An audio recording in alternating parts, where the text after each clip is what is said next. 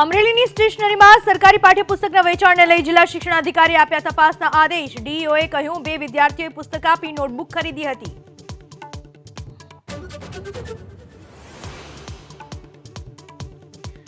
રાજકોટમાં માધાપર ચોકડીથી બેડી ચોકડી સુધી ટ્રાફિક જામના આકાશી દ્રશ્યો આવ્યા સામે। સવારે 3 કિલોમીટર લાંબો સર્જાયો હતો ટ્રાફિક। મોરબી જામનગર જતા વાહન ચાલકો પરેશાન।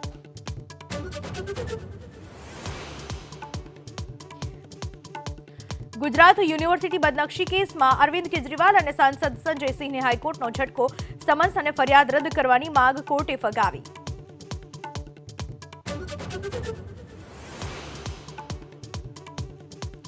મહેસાણાના વિસનગરના તરભમાં આજથી વાડીનાથ મહાદેવ મંદિરની પ્રાણ પ્રતિષ્ઠાનો મહોત્સવ। શિવ પુરાણનો પણ આજથી પ્રારંભ। મોટી સંખ્યામાં ઉમટ્યા ભક્તો।